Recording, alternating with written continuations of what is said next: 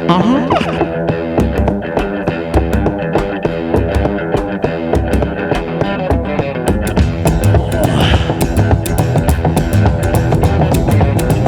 much?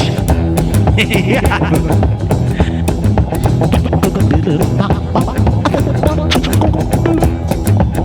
Got something to do with baby. Here's the jazz album number 2.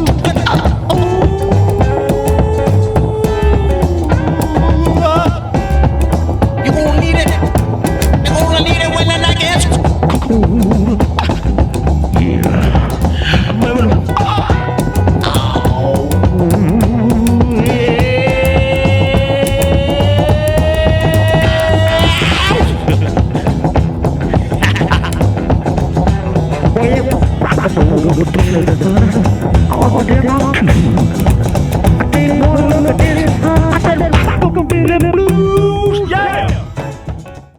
Overwhelming success. We had 160 carriers out, which was exceeded any of our expectations. Just quickly before we discuss what we're doing here, I've already received messages from Depot 2. Depot 2 is refusing force back, and Depot 9 is holding a meeting as well to discuss what they're going to be doing. So as far as what we're facing here today, the word is that we only have one portion of callback. So on the one hand, that's great, and clearly they're listening to us, so good job guys, sticking together. But on the other hand, do we have any serious commitments that this problem is going to stay gone? No, there's none. It's just a Band-Aid. So what we discussed on Friday was we voted on a statement which we brought to the meeting. I'm sure everyone remembers that, the statement asking for a written commitment that they will give us 4 staff, not just 4 temps that are floating and then they're going to disappear sometime. We want 4 staff by March 14th. Yep. And until we get it, we're going to be refusing force back.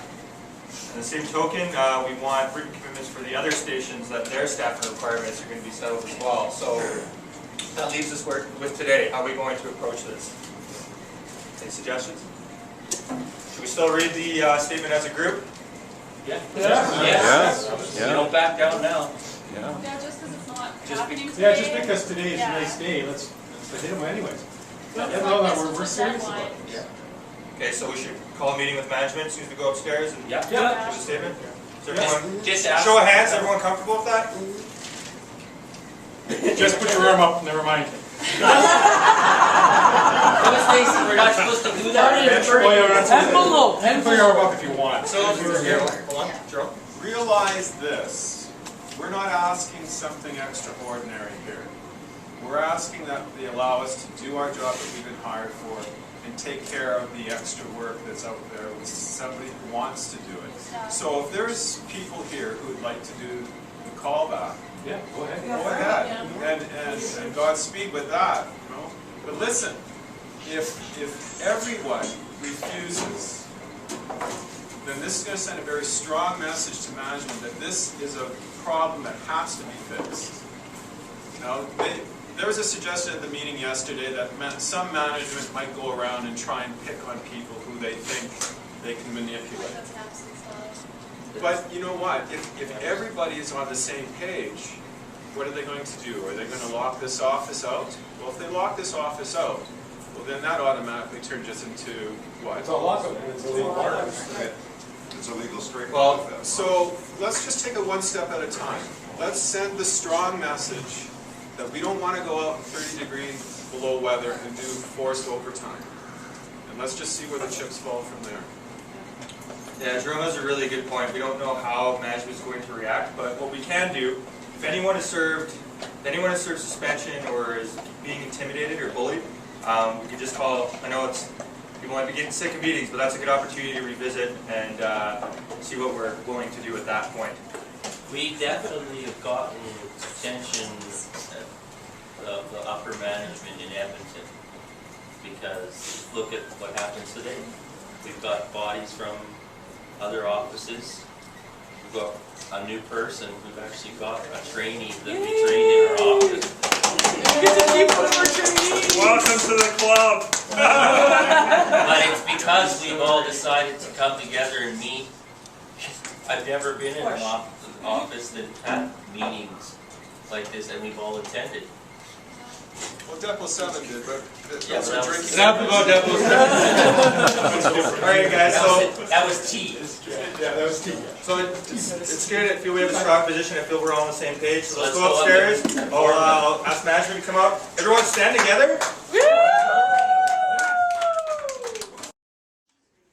you may or may not know, yesterday we had our big meeting. It was very inspirational. Far exceeded any of our expectations. Had about 160 carriers throughout the city attend. At that meeting, Depot 3 had brought forward a statement, which I've been asked to read to you guys here today.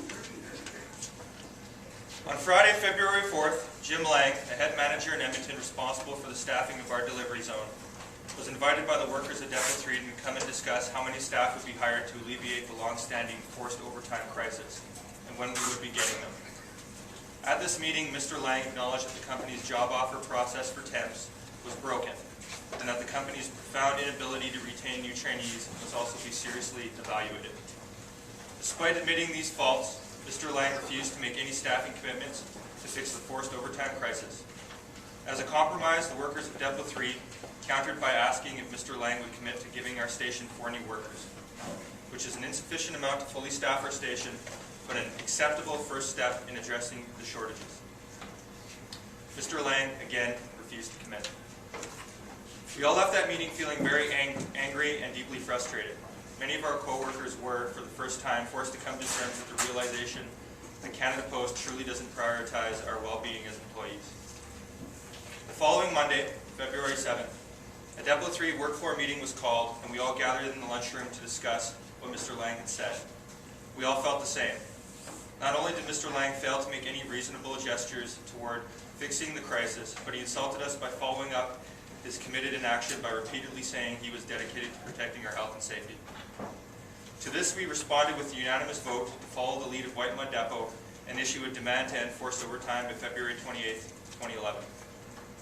This demand was presented to Depot 3 management by the entire workforce on Friday, February 11th, and has since also been supported and submitted by Depot 9. It has been 24 days since our meeting with Mr. Lang. We never heard anything back from him, but our supervisors tell us that 2 temps will be assigned to our station as of today, and that the company has been conducting emergency training sessions. These developments clearly teach our depot 2 important things. First, changes to our working conditions are only made possible by our willingness as a workforce to unite against management and make firm demands. And secondly, we have not yet asserted ourselves forcefully enough in order for management to take us seriously and supply us the bare minimum of what we require to do our jobs in a safe and dignified manner. This said, we, the workers of Depot 3, have no choice but to refuse forced overtime until the following demands are met. 1, that we receive a commitment in writing from head management that we will be getting 4 new staff by Monday, March 14th, 2011. And secondly, that every depot receives written commitment to fulfill their own minimum staffing requirements as democratically determined by the workers of that station. We are giving the company one more opportunity to respect the health and safety of all Edmonton postal workers and uphold its legal obligation under the Canada Post Charter to provide frequent and reliable delivery. Our job as postal workers is not to suffer for the mistakes and mismanagement made by this company. Canada Post, do your job properly so that we, the workers, can do ours. Hey! Restructure. We have lost somebody every 6 months, a body every 6 months. And that's because of somebody with a bar chart has decided that we don't need that many people. But apparently we do, because why are we doing all this overtime? Again, I was asking where the 4 came from, so according to So you we're guys, actually down 7 people. Well, it's because these bar charts, when we're healthy, you guys keep reducing positions. If we're healthy last year, we lose 2 this year. If we're healthy the year before, we lose 2. Every time we're healthy the year before, you keep taking bodies away. Okay, so as a reward for having good attendance, we lose bodies. Exactly. And again, we have recognized that changes have been made. We don't think it's a coincidence that ever since we started getting together and making demands as a group that it's forced some people to actually take some action. The question is, are those actions lasting, and are they enough? And today might be a good situation. We have no structural guarantee that tomorrow, a week from now, that we won't be back in the same place that we were, a week or a month ago.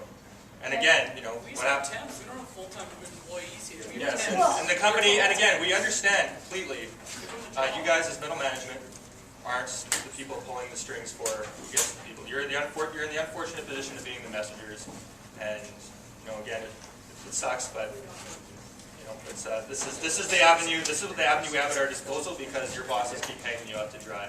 So, with the demands, sending them up to Jim, now that more of the city is on board, gives you guys an opportunity to say, look, what's happening, the workers of the station feel that what you're offering isn't adequate enough. Now, what they do with that, we'll see. And at the same time, you know, we're not remaining idle or stagnant in this either. My question is, on these yearly charts of stats for the attendance, what is the number of good attendance, and what is the number for poor attendance that staffing will resume? If there's poor attendance, what number do we need to make? How many things do we have to be said? Exactly, because for the last 3 years, or how many years have been doing this, 2 years or more, we've been penalized as an office because we come to work. Yeah, but we gotta book us down. Yes, we do get bonus. Oh, yeah. But, so I would like to know what the numbers are, I got a MasterCard that doesn't work. that, order to keep staff and gain the staffing positions back that should be here, because there has not been a walk that's disappeared since this office last restructuring. We should have other absences, people who are floating. That's how it used to be. You'd have other absence positions here, and if there was nothing for them to do, no walks, well then either they went to another office or they did stuff around the office here, sorting or counting out householders, helping out somebody who needed help on the street. Some newbie. See, they've nickel and dime staffing, not only here, but apparently from the meeting yesterday, everywhere. In every department of the post office. So all we want to do is to get back where we are a healthy, fully staffed office. And we have some breathing room. You know, like right now, Stacy says, if he went home sick, what would be? It'd be forced back, wouldn't it? Just to substantiate what Jerome is saying here, I'm in OA, I've been on long-term since November, and I will be continuing until Terry comes back. No one has replaced me. No one has my position to try to cover some of the other absences that have gone in this office.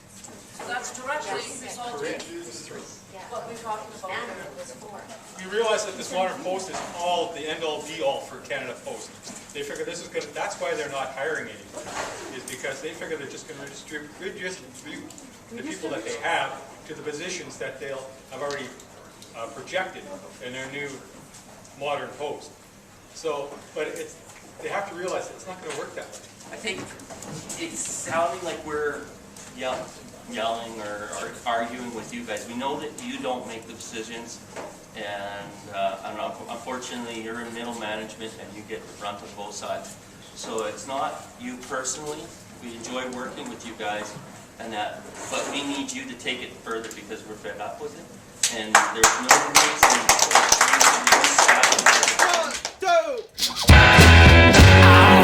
Way out. I'm gonna move now. Gotta pack it away. You began and said, conquest is easy, engines are warm. This is nothing to hold. It gets elastic when your mind begins to bend. Got to invade. I'm gonna slip out. Got to penetrate. Can you imagine? No up and no down. No mom and perfect. On control. Stay sustained. Your body gets elastic when your mind begins to strain.